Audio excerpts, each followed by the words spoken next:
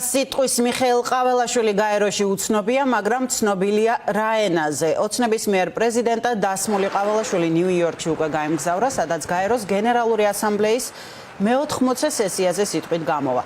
ოცნების პრეზიდენტის ადმინისტრაციის ცნობით ყაველაშვილი შეხვდება ასევე გაეროს გენერალურ მდივან ანტონიო გუტიერეშს და ასევე დაესწრება ოფიციალურ მიღებას, რომელიც შეერთებული შტატების პრეზიდენტ დონალდ ტრამპისა და მისი მეუღლის მელანია ტრამპის სახელით გენერალური ასამბლეის მე-80 სესიის მონაწილეების პატივსაცემად გაიმართება.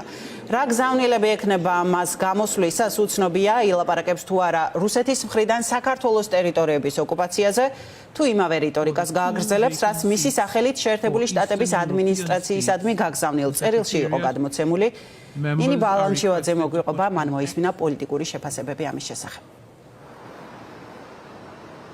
თუ ქართული ოცნების წარმომადგენლების დღევანდელი განცხადებებით ვიმსჯელებთ, მარტივი მისახვედრი უნდა იყოს ის, რომ სავარაუდოდ გაეროს მაღალ ტრიბუნას მიხეილ ყაველაშვილი გამოიყენებს იმ რიტორიკის გასავითარებლად, რასაც ჩვენ მთელი ამ დროის განმავლობაში ვისმენთ ბიძინა ივანიშვილის გუნდის მხრიდან და მათ შორის რაზეც მიხეილ ყაველაშვილი სწორედ ღია წერილში საუბრობდა, რომლითაც ის მიმართავდა ამერიკის შეერთებული შტატების პრეზიდენტ დონალდ ტრამპს. დღეს ქართულ ოცნებაში აკეთებენ განცხადებებს იმასთან დაკავშირებით, რომ საუბარი იქნება ქვეყანაში არსებულ ვითარებებზე, გარე გამოწვევებზე, რუსეთ-უკრაინის ომის დაწყების შემდგომ იმ გამოწვევებზე, რაც აქვს საქართველოს და შესაბამისად ამ განცხადებებიდან გამომდინარე სავარაუდოა ის, რომ მიხეილ ყაველაშვილი ისაუბრებს Deep State-თან დაკავშირებით, განავითარებს გამოგონილ თეორიებს, რომ თითქოს Deep State-ი ცდილობდა ქვეყნის მეორე ფრონტის გახსნას ქვეყანაში და სწორედ Deep State-მა არია ურთიერთობები როგორც ამერიკის შეერთებულ შტატებთან, ასევე ევროკავშირთან,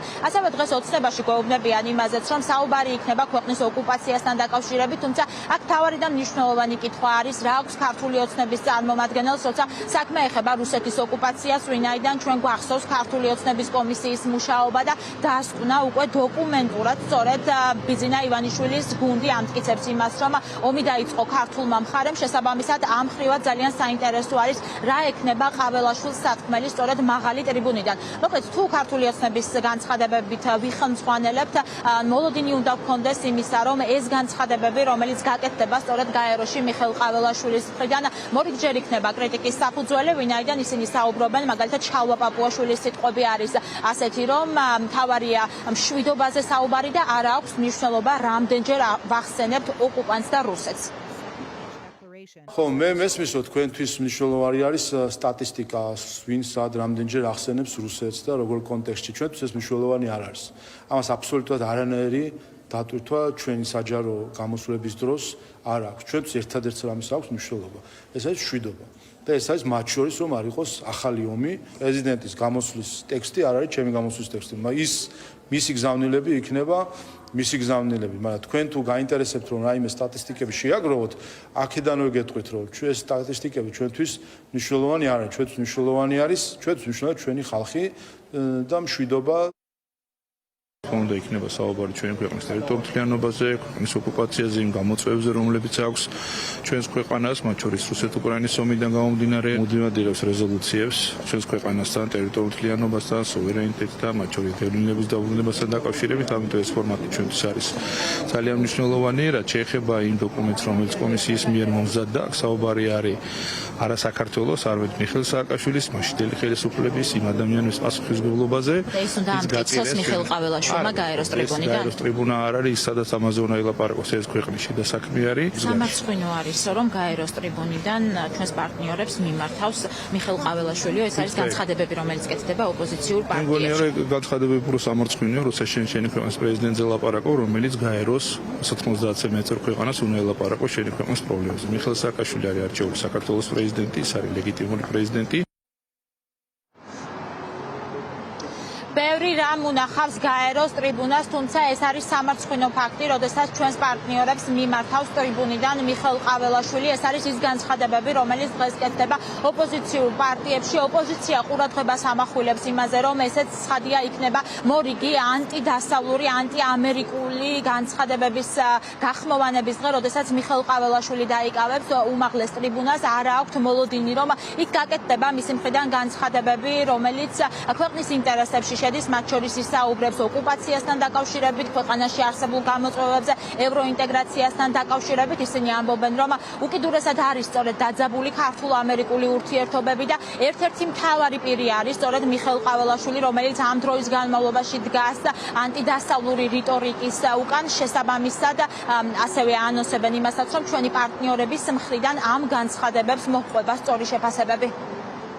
ძალიან ბევრი საზიზღრობა უნახავს გარელოს გენერალური ასამბლეის უმაღლეს ტრიბუნას, რომლიდანაც კადაფი გამოსულა და წარუდგენია თავისი სიტყვა ხრუშოვს ფეხსაცმელი უკაკუნებია ამ ტრიბუნისთვის, მაგრამ ალბათ პირველი შემთხვევა იქნება, რომ ამ ტრიბუნაზე იდგება კაცი, რომელიც არც განათლება არ აქვს, არც ლაპარაკი არ იცის, არც ერთი ენა არ იცის და ფუნდამენტური პრობლემა აქვს, რომ თავის მშობლიურ ენაზე სუფლიორიდან წაიკითხოს, იმიტომ რომ წერა-კითხვის უცოდინარია, ამიტომ ძალიან მძიმე დღე უდგას საქართველოს ნამდვილი პირუტყვი წარადგენს მას გაეროს გენერალურ ასამბლეაზე, რომელსაც სუფლიორის საკითხვის პრობლემა ექნება. არა თუ რამე ტექსტის დაზეპირების, ან ამ ტექსტის გააზრების. ამიტომ ვაი საქართველო რა დღეში ხარ. ზუსტად ყაველაშვილის განცხადება რა მესიჯების შემცვლელი იქნება, ალბათ იქნება მიქსი ამ კრემლის იმპერიალისტური ნარატივების და შაბლონური არაფრის მომცველი ფრაზების, გარდა ამისა, რა თქმა უნდა, ალბათ ყობახიძეს წინა კრახის შემდგომ არ სურდა წასვლა და დაეუკისრა, ამიტომაც ეს ფუნქცია ყაველაშვილს. ჩვენ გვახსოვს, როგორ ვითარდებოდა მანამდე პროცესები, გვახსოვს ამერიკის შეერთებული შტატების მხრიდან მიღებული გადაწყვეტილება სტრატეგიული პარტნიორობის გაუქმებასთან დაკავშირებით, სწორედ ქართული ოცნების ნაბიჯებიდან გამომდინარე, რამდენიმე თვის წინ კი ირაკლი ყობახიძის სახელზე ღია წერილი, რომელსაც მოჰყვა დახურული წერილი და რომელიც შეფასდა უკიდურესად შემაშფოთებლად სწორედ რობინ დანიგანის მხრიდან, ახლა კი რამდენიმე კვირის წინ მიხეილ ყაველაშვილმა მიმართა ღია წერილი დონალდ ტრამპს და ამ წერილში საუბარი არის deep state-თან დაკავშირებით და უსამართლო მოპყრობასთან დაკავშირებით საქართველოს ქართული ოცნების ხელისუფლების მისამართით. შესაბამისად, თუ ამ წერილით ვიხელმძღვანელებთ და იმ განცხადებებით, რომელიც უკვე მაყურებელმა მოისმინა ქართული ოცნების მხრიდან, სავარაუდოა, რომ ძალიან მძიმე გზავნილების მოსმენა მოუწევს საზოგადოებას სწორედ გაეროს მაღალი ტრიბუნიდან მიხეილ ყაველაშვილის მხრიდან. რაც შეეხება დღის წესრიგს, ჯერჯერობით ზუსტად უცნობი არის, როდის გამოიყენებს სიტყვით მისამართად მიხეილ ყაველაშვილი ამ ტრიბუნას, თუმცა გაეროს გენერალური ასამბლეა უკვე გუშინ გაიხსნა და ის 26 სექტემბრამდე გაგრძელდება.